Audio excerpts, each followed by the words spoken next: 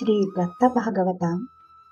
ಶಿವಂ ಶಾಂತಂ ಪ್ರಸನ್ನಂ ಓಂಕಾರಂ ಸಚ್ಚಿತ್ಸುಖ ಕೇವಲಂ ಭಕ್ತ ಮುಕ್ತಿಪ್ರದಂ ವಂದೇ ದತ್ತಾತ್ರೇಯಂ ಜಗದ್ಗುರುಂ. ಭಾಗ 4. ಉತ್ತರಕಾಂಡ. ದ್ವಿತೀಯ ಸ್ಕಂದ. ಶ್ರೀ ನರಸಿಂಹ ಸರಸ್ವತಿ ಅವತಾರ. ಅಧ್ಯಾಯ 4. ಗುರುಗಳು ಬ್ರಾಹ್ಮಣನಿಗೆ ಗುರುವಿನ ಮಹತ್ವವನ್ನು ಹೇಳಿದ್ದು ಹಾಗೂ ಮಂದಮತಿ ಬ್ರಾಹ್ಮಣನನ್ನು ಜ್ಞಾನಿಯನ್ನಾಗಿ ಮಾಡಿದ್ದು. ಹಿಂದಿನ ಅಧ್ಯಾಯದಲ್ಲಿ ಹೇಳಿರುವಂತೆ ಗುರುಗಳು ವಾಸರ ಬ್ರಹ್ಮೇಶ್ವರದಿಂದ ಆರೋಗ್ಯ ಭವಾನಿ ಕ್ಷೇತ್ರಕ್ಕೆ ಬಂದು ತಲುಪಿದರು. ಮುಂದೆ ಅಲ್ಲಿರುವಾಗ ಒಂದು ದಿನ ತಮ್ಮ ಶಿಷ್ಯರನ್ನು ಉದ್ದೇಶಿಸಿ, ಶಿಷ್ಯರೇ, ಇನ್ನೂ ಕೆಲವು ಕಾರಣದಿಂದಾಗಿ ಹಲವು ದಿನಗಳವರೆಗೆ ನಾವು ಇಲ್ಲಿ ಗುಪ್ತವಾಗಿ ಇರುವೆವು. ಆದ್ದರಿಂದ ನೀವೆಲ್ಲರೂ ಭರತಖಂಡದಲ್ಲಿರುವ ತೀರ್ಥಕ್ಷೇತ್ರಗಳ ಸಂಚಾರ ಆಚರಿಸತಕ್ಕವರಾಗಿರಿ. ನಂತರ ಮುಂದೆ ಬಹುಧಾನ್ಯ ಸಂವತ್ಸರಕ್ಕೆ ಶ್ರೀಶೈಲಕ್ಕೆ ಬಂದು ಬಿಡಿರಿ.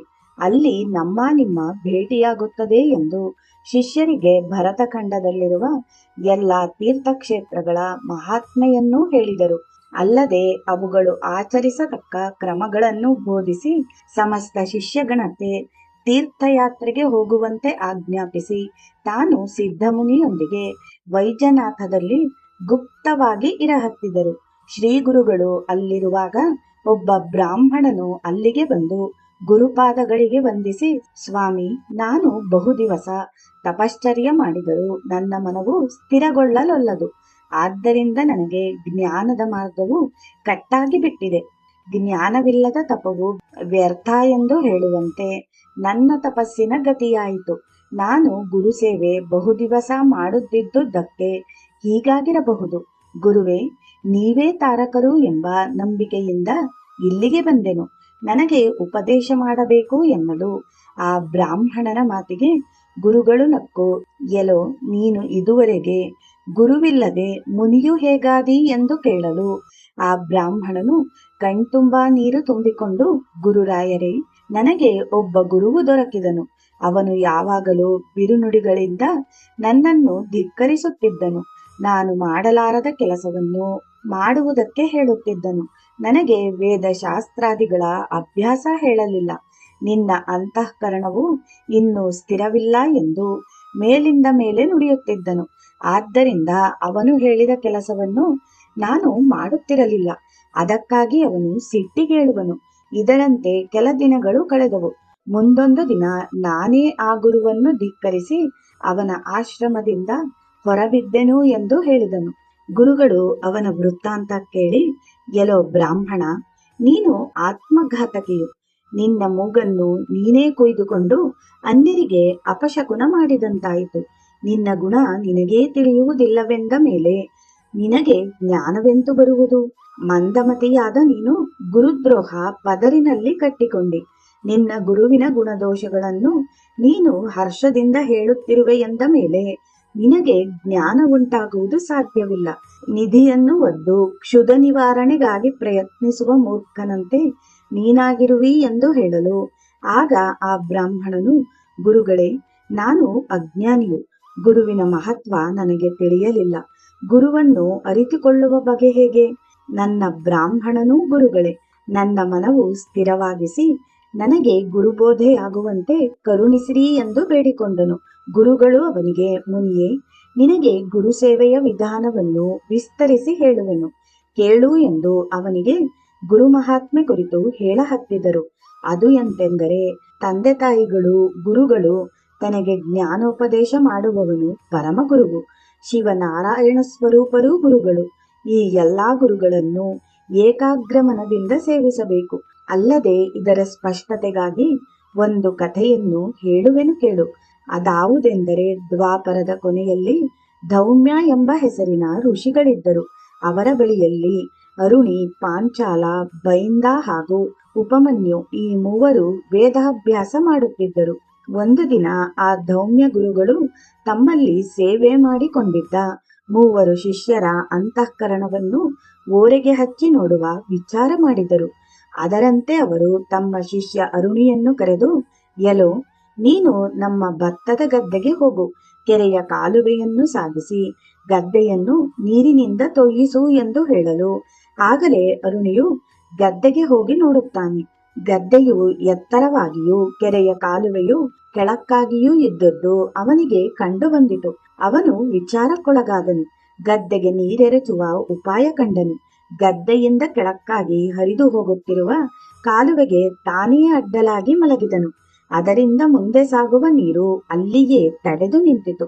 ಅಲ್ಪಾವಧಿಯಲ್ಲೇ ಮೇಲಕ್ಕೇರಿದ ಆ ನೀರು ಗದ್ದೆಗೆ ಸಾಗ ಹತ್ತಿತು. ಗದ್ದೆಯೊಳಗೆಲ್ಲ ನೀರು ತುಂಬ ಹತ್ತಿತು. ರಾತ್ರಿಯಾಯಿತು, ಕತ್ತಲೆಯಾಯಿತು. ಅರುಣನು ಇನ್ನು ಗದ್ದೆಯಿಂದ ಹಿಂತಿರುಗಿ ಬರಲಿಲ್ಲ ಎಂದು ಗುರುಗಳು ಗಡಬಡಿಸಿದರು. ಕೈಯಲ್ಲಿ ದಿವಟಿಗೆ ತೆಗೆದುಕೊಂಡು ಗದ್ದೆಗೆ ಹೋದರು. ಗದ್ದೆ ನೀರಿನಿಂದ ತುಂಬಿತ್ತು. ಆದರೆ ಅರುಣನು ಗದ್ದೆಯಲ್ಲಿ ಇದ್ದಿಲ್ಲ, ಕೆರೆಯ ಮೇಲೂ ಇದ್ದಿರಲಿಲ್ಲ. ಆಗ ಗುರುಗಳು ಕಳವಳಿಸಿ ಅರುಣ ಅರುಣ ಎಂದು ದೀರ್ಘ ಧ್ವನಿಯಿಂದ ಕೂಗಲು ಆ ಅರುಣಿಯು ಕೆರೆಯ ನಾಲೆಗೆ ಅಡ್ಡಲಾಗಿ ಮಲಗಿದ್ದಲಿಂದಲೇ ಓಗೊಡಲು ಗುರುಗಳು ಅಲ್ಲಿಗೆ ಹೋಗಿ ನೋಡುವರು. ಅವರು ಅರುಣನು ಮಾಡಿದ ಸೇವೆಯಿಂದ ಹರ್ಷಿತರಾಗಿ, ಅರುಣ, ನಿನಗೆ ಸಕಲ ವಿದ್ಯೆಗಳು ಪ್ರಾಪ್ತವಾಗಲಿ ಎಂದು ವರ ನೀಡಿದರು. ಅರುಣನು ವಿದ್ಯಾವಂತನಾದನು. ಇನ್ನು ಗೃಹಸ್ಥಾಶ್ರಮ ಹೊಂದಿ ಸುಖವಾಗಿ ಬಾಳು ಎಂದು ಆಶೀರ್ವದಿಸಿ ಗುರುಗಳು ಆತನನ್ನು ಕಳುಹಿಸಿಕೊಟ್ಟರು. ಎರಡನೆಯ ಶಿಷ್ಯ ಬೈಂದವನೆಂಬುವವನನ್ನು ಒಂದು ದಿನ ಗುರುಗಳು ಕರೆದು, ನೀನು ಗದ್ದೆಗೆ ಹೋಗಿ ಭತ್ತವನ್ನು ಒಕ್ಕಿ ತಂದು ಹಾಕು ಎಂದು ಅಪ್ಪಣೆ ಕೊಟ್ಟರು. ಬೈಂದವನು ಗದ್ದೆಗೆ ಹೋದನು. ಭತ್ತ ಕೊಯ್ದು ತುಳಸಿ ರಾಶಿ ಮಾಡಿದನು. ಎಲ್ಲಾ ಭತ್ತವನ್ನು ಚಕ್ಕಡಿ ಮೇಲೆ ಹೆರಿದನು. ಇದ್ದ ಒಂದು ಕೋಣವನ್ನು ನೊಗದ ಒಂದು ಮಗ್ಗಲಿಗೆ ಹೂಡಿ ಕೊರಳು ಕಟ್ಟಿದನು. ಇನ್ನೊಂದು ಮಗ್ಗಲಿನ ನೊಗವನ್ನು ತನ್ನ ಹೆಗಲಿಗೇರಿಸಿಕೊಂಡು ಜತ್ತಿಗೆಯಿಂದ ಬಿಗಿದುಕೊಂಡನು. ರಾಶಿ ಹೇರಿದ ಆ ಚಕ್ಕಡಿಯು ಆಶ್ರಮಕ್ಕೆ ಸರಾಗವಾಗಿ ಬರಹತ್ತಿತು. ಆದರೆ ಮಾರ್ಗ ಮಧ್ಯದಲ್ಲಿ ಕೋಣವು ಚಕ್ಕಡಿಯು ಕುದುಲಿಗೆ ಬಿದ್ದವು. ಬೈಂದವನು ಕೊರಳಿಗೆ ಕಟ್ಟಿಕೊಂಡಿದ್ದ ಜತ್ತಿಗೆಯು ಅವನ ಕೊರಳಿಗೆ ಉರುಳಾಯಿತು. ಪ್ರಯತ್ನ ಮಾಡಿದರೂ ಜತ್ತಿಗೆ ಬಿಚ್ಚಲೊಲ್ಲದು. ಕುದುಲಿನಿಂದ ಗಾಳಿಯೂ ಕಿತ್ತೇಳಲೊಲ್ಲದು. ರಾಶಿಯ ಬಂಡಿಯು ಹೊತ್ತು ಮುಳುಗಿದರೂ ಬರಲಿಲ್ಲವೆಂದು ಗುರುಗಳು ತಾವೇ ಹೊಲದ ದಾರಿ ಹಿಡಿದರು. ನಡುದಾರಿಯಲ್ಲಿ ಕುದುಲಿಗೆ ಸಿಕ್ಕಿದ್ದ ಚಕ್ಕಡಿ ಕೋಣದ ಕುತ್ತುಗೆಗೆ ಊರ್ಲು ಬಿದ್ದಿದ್ದ ಬೈಂದವನನ್ನೂ ಕಂಡರು. ಅವನ ಕೊರಳಿಗೆ ಇದ್ದ ಜತ್ತಿಗೆ ಬಿಚ್ಚಿದರು. ಹಿಂದಿನಿಂದ ತಾವೇ ಆ ಚಕ್ಕಡಿಯನ್ನು ಹೊರಡಿಸಿದರು. ಬೈಂದವನು ಪ್ರಾಣದ ಪರಿವೆಯಿಲ್ಲದೆ ಗುರು ಸೇವೆ ಮಾಡಿದನು. ಗುರುಗಳು ಮೆಚ್ಚಿ ಅವನಿಗೆ ಮೇಲುಸ್ತರದ ವರ ಕೊಟ್ಟು, ಹೋಗು, ಗೃಹಸ್ಥಾಶ್ರಮಿಯಾಗಿ ಸುಖದಿಂದ ಉಪಜೀವಿಸು ಎಂದು ಹರಸಿ ಕಳುಹಿಸಿದರು. ಇನ್ನು ಧೌಮ್ಯ ಋಷಿಗಳ ಮೂರನೇ ಶಿಷ್ಯನು ಉಪಮನ್ಯು ಎಂಬುವನು. ಎಲ್ಲ ಶಿಷ್ಯರಲ್ಲಿ ಇವನು ಜಡಮತಿಯು. ಆಶ್ರಮದ ಆಕಳುಗಳನ್ನು ಮೇಯಿಸಿಕೊಂಡು ಬರುವ ಕೆಲಸವೇ ಇವನದಾಗಿತ್ತು. ಉಳಿದ ಶಿಷ್ಯರಿಗಿಂತ ಇವನ ಆಹಾರವೂ ಹೆಚ್ಚಾಗಿದ್ದಿತು. ಆದ್ದರಿಂದಲೇ ಇವನಿಗೆ ವಿದ್ಯೆಯೂ ಲಭಿಸುತ್ತಿರಲಿಲ್ಲ. ದನ ಮೇಯಿಸಲು ಅಡವಿಗೆ ಹೋದಾಗ ತನಗೆ ಹಸಿವಾದ ಕೂಡಲೇ ದನ ಹೊಡೆದುಕೊಂಡು ಆಶ್ರಮಕ್ಕೆ ಬಂದೇ ಬಿಡುತ್ತಿದ್ದನು. ಒಂದು ದಿನ ಅವನು ಹಸಿವೆಯನ್ನು ಸಹಿಸದೆ ತೀವ್ರವೇ ಬರಲು ಗುರುಗಳು ಅವನನ್ನು ನೋಡಿ, ನೀನು ಹೊತ್ತು ಮುಳುಗುವವರೆಗೂ ದನ ಮೇಯಿಸಿಕೊಂಡು ಬರಬೇಕು ಎಂದು ಹೇಳಿದರು. ಮರುದಿನದಿಂದ ಅವನು ಅಡವಿಗೆ ಹೋಗಿ ಸೂರ್ಯಾಸ್ತದವರೆಗೂ ದನ ಮೇಯಿಸುತ್ತಿದ್ದನು. ದನಗಳ ಹೊಟ್ಟೆ ತುಂಬುತ್ತಿತ್ತು. ಆದರೆ ಇವನ ಹೊಟ್ಟೆ ಹಸಿದು ಕಂಕ್ರಾಂತವಾಗುತ್ತಿದ್ದಿತು. ತನ್ನ ಹಸಿವೆ ಹಿಂಗಿಸುವುದಕ್ಕೆ ಆ ಅಡವಿಯ ಸನಿಹದಲ್ಲಿದ್ದ 4 ಆಶ್ರಮಗಳಿಗೆ ಹೋಗಿ ಭಿಕ್ಷೆ ಬೇಡಿ ತಂದು ಉಣ್ಣ ಹತ್ತಿದನು. ಇದೇ ಕ್ರಮ ಕೆಲ ದಿನ ನಡೆಯಿತು. ಈ ಉಪಮನ್ಯುವಿಗೆ ತಮ್ಮ ಆಶ್ರಮದ ಭೋಜನವಿಲ್ಲದಿದ್ದರೂ ಸಶಕ್ತನಾಗಿಯೇ ಇರುವನು ಎಂಬ ವಿಚಾರದಿಂದ ಗುರುಗಳು ಅವನನ್ನು ನಿನ್ನ ಉದರ ನಿರ್ವಹಣೆ ಹೇಗೆ ಎಂದು ಕೇಳಲು ಅವನು ನಿಜ ಸಂಗತಿ ಹೇಳಿದನು. ಗುರುಗಳು, ನೀನು ಭಿಕ್ಷೆ ಬೇಡಿದ್ದನ್ನು ಆಶ್ರಮಕ್ಕೆ ತಂದು ಹಾಕು ಎಂದರು. ಅದರಂತೆ ಅವನು ತನಗೆ ಬಂದದ್ದನ್ನು ದಿನಾಲೂ ಆಶ್ರಮಕ್ಕೆ ತರಹತ್ತಿದನು. ತಾನು ಮತ್ತೆರಡು ಮನೆಗಳ ಭಿಕ್ಷೆಯಿಂದ ಹಸಿವೆ ಹಿಂಗಿಸಿಕೊಳ್ಳ ಹತ್ತಿದನು. ಗುರುಗಳು ಮೊದಲಿನಂತೆ ಪ್ರತಿಬಂಧಿಸಿ ಎಲ್ಲಾ ಭಿಕ್ಷೆಯನ್ನು ಆಶ್ರಮಕ್ಕೆ ತರಿಸಹತ್ತಿದರು. ನಂತರ ಅವನು ಕ್ಷುಧ ನಿವಾರಣೆಗಾಗಿ ಆಕಳ ಕರುಗಳು ಮೊಲೆಯುಣ್ಣುವಾಗ ಹೆಚ್ಚಾಗಿ ಒಸರುವ ಹಾಲನ್ನು ಸೇವಿಸಹತ್ತಿದನು. ಮತ್ತು ಅವನು ಸಶಕ್ತನಾಗಿ ಉಳಿದುದರ ಕಾರಣ ಕೇಳಿದ ಗುರುಗಳು ಕರುಗಳು ಬಿಟ್ಟ ಹಾಲು ಸೇವಿಸಕೂಡದು ಎಂದು ಕಟ್ಟಪ್ಪಣೆ ಮಾಡಿದರು. ಮುಂದೆ ಅವನು ಅಡವಿಯಲ್ಲಿ ಎಕ್ಕೆಯ ಹಾಲನ್ನು ದ್ರೋಣದಲ್ಲಿ ಹಿಡಿದುಕೊಂಡು ಸೇವಿಸಹತ್ತಿದನು. ಒಂದು ದಿನ ಆ ಹಾಲು ಕುಡಿಯುವಾಗ ಅದು ಕಣ್ಣಲ್ಲಿ ಬಿದ್ದು ಕೂಡಲೇ ಅವನ ಕಣ್ಣುಗಳೂ ಕುರುಡಾದವು. ಆಕಳುಗಳು ಅಡವಿಯಲ್ಲಿ ಸಿಕ್ಕ ಸಿಕ್ಕ ಕಡೆಗೆ ಹೋಗಹತ್ತಿದವು. ಇತ್ತ ಕಣ್ಣಿಲ್ಲದ ಉಪಮನ್ಯುವು ಆಕಳುಗಳನ್ನು ಶೋಧಿಸಲು ಕಾಲಾಡಿಸುತ್ತಾ ಅಡವಿಯಲ್ಲಿ ಸಾಗಿದನು. ಹೋಗುತ್ತಾ ಆಳವಾದ ಹೊಂಡದಲ್ಲಿ ಬಿದ್ದನು. ಆಕಳುಗಳು ತಮ್ಮನ್ನು ನಿಯಂತ್ರಿಸುವವನಿಲ್ಲವೆಂದು ಸಿಕ್ಕಾಪಟ್ಟೆಯಾಗಿ ಓಡಾಡಹತ್ತಿದವು. ರಾತ್ರಿಯಾಯಿತು, ಆದರೆ ಉಪಮನ್ಯು ಬರಲಿಲ್ಲ. ಗುರುಗಳು ಅವನ ಶೋಧಕ್ಕಾಗಿ ಅಡವಿಗೆ ಹೋದರು. ಆಕಳುಗಳು ಸಿಕ್ಕಲ್ಲಿ ನಿಂತಿರುವುದನ್ನು ನೋಡಿದರು. ಉಪಮನ್ಯುವು ಕಾಣಲಿಲ್ಲ. ಗುರುಗಳು ಚಿಂತೆಗೊಳಗಾದರು. ದೊಡ್ಡ ದನಿಯಿಂದ ಆ ಉಪಮನ್ಯುವನ್ನು ಕೂಗಿದರು. ಅವನು ಬಿದ್ದಿರುವ ಹೊಂಡದಿಂದ ಓ ಎಂಬ ಉತ್ತರ ಬಂದಿತು. ಹೋಗಿ ನೋಡಿದರು. ದುರಾವಸ್ಥೆಗೀಡಾದ ಅವನನ್ನು ಮೇಲಕ್ಕೆ ಎತ್ತಿದರು. ಅವನ ಗುರುಭಕ್ತಿಗೆ ಮೆಚ್ಚಿದರು. ಅವನಿಗೆ ಅಶ್ವಿನಿ ಕುಮಾರನನ್ನು ಸ್ಮರಿಸಲು ಹೇಳಿದರು. ಅದರಂತೆ ಅವನು ಸ್ಮರಿಸಲು ಅವನ ಕಣ್ಣೂ ಕಾಣಿಸ ಹತ್ತಿದವು. ಗುರುವಿಗೆ ನಮಸ್ಕರಿಸಿದನು. ಧೌಮ್ಯ ಋಷಿಗಳು ಅವನಿಗೆ ಮೇಲ್ತರದ ಗೃಹಸ್ಥಾಶ್ರಮ ಕೈಗೊಳ್ಳಲು ಹೇಳಿ ಬೀಳ್ಕೊಟ್ಟರು. ಆ ಉಪಮನ್ಯುವು ಮುಂದೆ ಕೀರ್ತಿವಂತನಾದನು. ಬಹುಜನ ಶಿಷ್ಯರು ಅವನಲ್ಲಿ ವೇದಾಭ್ಯಾಸ ಮಾಡಿದರು. ಅವರಲ್ಲಿ ಉತ್ತಂಕನೆಂಬ ಶಿಷ್ಯನು ಹೆಸರಾದವನು. ಅವನು ಗುರುದಕ್ಷಿಣೆಗಾಗಿ ಪಾತಾಳದ ಶೇಷನಿಂದ ಕುಂಡಲಗಳನ್ನು ತಂದನು. ಜನಮೇಜಯ ರಾಜನು ಸರ್ಪಯಜ್ಞ ನಡೆಸಿದಾಗ ಈ ಉತ್ತಂಕನೆ ಅಧ್ವರ್ಯುವಾಗಿ ಸರ್ಪಗಳನ್ನು ಸ್ವಾಹಾಕಾರ ಮಾಡಿಸಿದನು. ಇತ್ತ ಇಂದ್ರನನ್ನು ಮೊರೆಹೊಕ್ಕು ತಕ್ಷನನ್ನು ಅವನಿಂದ ಬಿಡಿಸಿ ತರಿಸಿದನು. ಹೇ ಬ್ರಾಹ್ಮಣ ಮುನಿಯೇ, ಗುರುಕೃಪೆಯ ಸಾಮರ್ಥ್ಯವು ಈ ಪ್ರಕಾರವಿರುವುದು. ನಿನ್ನಂಥ ದ್ವೇಷಕನಿಗೆ ನರಕವಲ್ಲದೆ ಸದ್ಗತಿಯಾಗಲಾರದು. ಗುರುವನ್ನು ಸಂತುಷ್ಟಗೊಳಿಸಿದವನಿಗೆ ಜ್ಞಾನ ಲಭಿಸುವುದು. ಇನ್ನು ನೀನು ಹೀಗೆ ವ್ಯರ್ಥವಾಗಿ ತಿರುಗಾಡಬೇಡ. ನಿನ್ನ ಆ ಗುರುವಿನ ಬಳಿಗೆ ಹೋಗು, ಅವನೇ ನಿನ್ನನ್ನು ಉದ್ಧರಿಸುವನು ಎಂದು ಶ್ರೀ ಗುರುಗಳು ಆ ಬ್ರಾಹ್ಮಣನಿಗೆ ತಿಳಿ ಹೇಳಿದರು. ಹೀಗೆ ಶ್ರೀ ಗುರುಗಳು ಮಾಡಿದ ಉಪದೇಶದಿಂದ ಆ ಬ್ರಾಹ್ಮಣ ಮುನಿಯಲ್ಲಿ ಜ್ಞಾನೋದಯವಾಯಿತು. ತನ್ನ ಅಪರಾಧ ಒಪ್ಪಿಕೊಂಡನು. ಮುತ್ತು ಒಡೆದರೆ ಅದು ಮತ್ತೆ ಹೊಂದಿಕೆಯಾಗಲಾರದು. ಅದರಂತೆ ನನ್ನ ಸ್ಥಿತಿಯಾಗಿದೆ. ಈ ನನ್ನ ಶರೀರವು ನನ್ನ ವೈರಿಯು. ಇದು ಬದುಕಿದ್ದರೆ ಉಪಯೋಗವೇನು? ನನಗೆ ಜೀವಿತದ ಆಸೆಯಿಲ್ಲ. ನಿಶ್ಚಯವಾಗಿ ಪ್ರಾಣ ಬಿಡುವೆ ಎಂದು ಆ ಬ್ರಾಹ್ಮಣ ಮುನಿಯು ತನ್ನ ಇಂಗಿತವನ್ನು ಪ್ರಕಟಿಸಿದನು. ಇದರಿಂದವನ ಶತಜನ್ಮಗಳ ಪಾಪ ದೂರವಾಯಿತು. ಅವನು ಪ್ರಾಣತ್ಯಾಗಕ್ಕೆ ಸಿದ್ಧನಾಗಿರುವುದನ್ನರಿತ ಗುರುಗಳು, ಎಲೋ ಮುನಿಯೇ, ಚಿಂತೆ ಮಾಡಬೇಡ. ನಿನ್ನ ದುರಿತ ದೋಷಗಳೂ ದೂರವಾದವು. ನಿನ್ನಲ್ಲಿ ವೈರಾಗ್ಯ ಜನಿಸಿತು. ಇನ್ನು ನೀನು ಗುರು ಚರಣವನ್ನು ಸ್ಮರಿಸು ಎಂದು ಅಪ್ಪಣೆ ಕೊಡಲು ಆ ಬ್ರಾಹ್ಮಣ ಮುನಿಯು ಶ್ರೀ ಗುರುಗಳಿಗೆ ಭಕ್ತಿಯಿಂದ ನಮಸ್ಕರಿಸಿದನು. ಗುರುಗಳು ಅವನ ಮಸ್ತಕದ ಮೇಲೆ ತಮ್ಮ ವರದ ಹಸ್ತವನ್ನಿರಿಸಿದರು. ಕೂಡಲೇ ಅವನು ಜ್ಞಾನ ಸಂಪನ್ನನಾದನು. ಶ್ರೀ ಗುರುಗಳು ಅವನಿಗೆ ನೀನು ನಿನ್ನ ಗುರುವಿನ ಬಳಿಗೆ ಹೋಗು ಎಂದು ಹೇಳಲು ಅವನು ತನ್ನ ಗುರುವನ್ನು ಶೋಧಿಸುತ್ತಾ ಹೊರಟನು. ಇತ್ತ ಶ್ರೀ ಗುರುಗಳು ವೈದ್ಯನಾಥಕ್ಕೆ ಬಂದು 1 ವರ್ಷವಾಯಿತು. ನಂತರ ಅವರು ಅಲ್ಲಿಂದ ಶ್ರೀ ಭುವನೇಶ್ವರಿ ಸ್ಥಾನವಾದ ಬಿಲ್ಲವಡಿ ಗ್ರಾಮಕ್ಕೆ ಹೋದರು. ಕೃಷ್ಣೆಯ ಪಶ್ಚಿಮ ದಂಡೆಯಲ್ಲಿದ್ದ ಔದುಂಬರ ವೃಕ್ಷವಿರುವ ಆ ಸ್ಥಾನದಲ್ಲಿ ಶ್ರೀ ಗುರುಗಳು ಗುಪ್ತವಾಗಿಯೇ ಇರಹತ್ತಿದರು. ಇನ್ನೂ ಅವರು ಗೌಪ್ಯವಾಗಿರುವ ಉದ್ದೇಶವೇನೆಂದರೆ ದಿನದಿನಕ್ಕೂ ಹೆಚ್ಚಾಗುತ್ತಿರುವ ಜನವರ್ದಳಿಯನ್ನು ಕಡಿಮೆ ಮಾಡಿಕೊಳ್ಳುವುದಾಗಿತ್ತು. ಮೃಗಮದವನ್ನು ಮುಚ್ಚಿಟ್ಟರೆ ಅದರ ಪರಿಮಳವು ಸುತ್ತಲೂ ಪಸರಿಸಲಾಗದೆ, ಅದರಂತೆಯೇ ಗುರುಗಳ ಸ್ವರೂಪವು ವ್ಯಕ್ತವಾಗಿ ಪ್ರಕಟವಾಯಿತು. ಈ ಮೂಲಕ ಅವರ ವಾಸ್ತವ್ಯದ ಸ್ಥಾನದಲ್ಲಿ ಅವರ ವಿಚಿತ್ರ ಸಂಗತಿಗಳು ವರ್ತಿಸಿ ಅವರ ಮಹಿಮೆ ಇನ್ನಷ್ಟು ವರ್ಧಿಸಿತು. ಅವುಗಳಲ್ಲಿಯ ಒಂದು ಪ್ರಸಂಗವು ಹೀಗಿದೆ.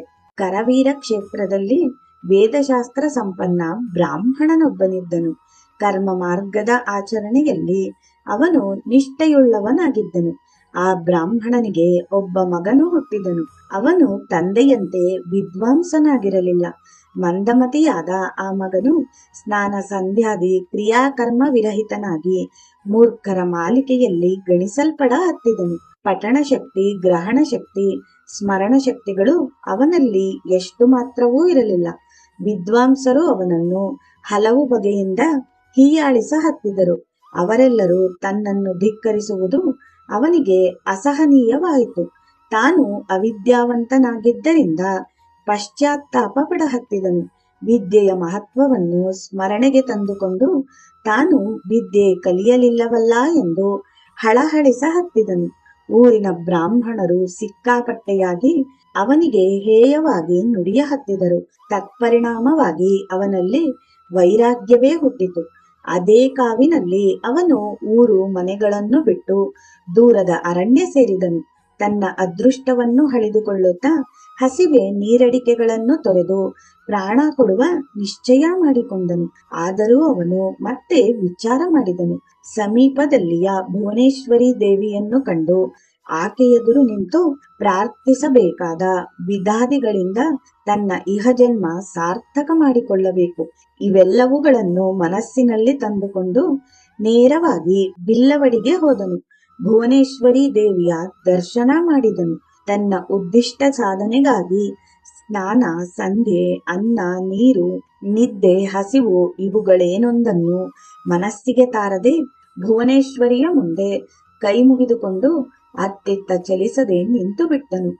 ಒಂದು ದಿನವಾಯಿತು, ಮರುದಿನವೂ ಹೋಯಿತು, ಮೂರನೆಯ ದಿನವೂ ಪ್ರಾಪ್ತವಾಯಿತು. ದೇವತೆಯು ಪ್ರತ್ಯಕ್ಷಳಾಗಲಿಲ್ಲ, ಸ್ವಪ್ನ ಸೂಚನೆ ಸಹ ಆಗಲಿಲ್ಲ.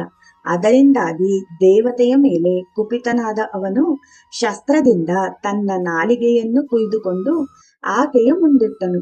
ಇದಕ್ಕೂ ಮೀರಿ ನೀನು ಅನುಗ್ರಹಿಸದಿದ್ದರೆ ನನ್ನ ಶಿರಸ್ಸನ್ನೇ ಕೊಯ್ದು ನಿನ್ನ ಪಾದದ ಮೇಲಿರಿಸುವೆನು ಎಂದು ಮನದಿಂದ ನಿಶ್ಚಯ ಮಾಡಿಕೊಂಡು ದೇವಿಯ ಮುಂದೆ ಕುಳಿತನು. ದೇವಿಯು ಆ ಬ್ರಾಹ್ಮಣ ಪುತ್ರನ ನಿರ್ವಾಣ ಸ್ಥಿತಿಯನ್ನು, ನಿಶ್ಚಿತ ಮತಿಯನ್ನು ನೋಡಿ ಅವನಿಗೆ ಸ್ವಪ್ನ ದೃಷ್ಟಾಂತದಿಂದ, ಎಲೈ ಬಾಲಕ, ನೀನು ನಮ್ಮ ಮೇಲೆ ಸಿಟ್ಟಾಗಬೇಡ. ಕೃಷ್ಣೆಯ ಪಶ್ಚಿಮ ತಟಾಕೆಯಲ್ಲಿರುವ ಔದುಂಬರಕ್ಕೆ ಹೋಗು. ಆ ವೃಕ್ಷದ ಸನ್ನಿಧಾನದಲ್ಲಿ ಒಬ್ಬ ಮಹಾ ತಪಸ್ವಿ ಇರುವರು. ಅವರು ಸಾಕ್ಷಾತ್ ತ್ರೈಮೂರ್ತಿಯ ಅವತಾರಿಕರು. ಅವರಿಂದಲೇ ನಿನ್ನ ಅಭೀಷ್ಟೆ ಪೂರ್ಣವಾಗುವುದು ಎಂದು ಸೂಚನೆ ಕೊಟ್ಟರು. ಮರುದಿನ ಆ ಬ್ರಾಹ್ಮಣ ಪುತ್ರನು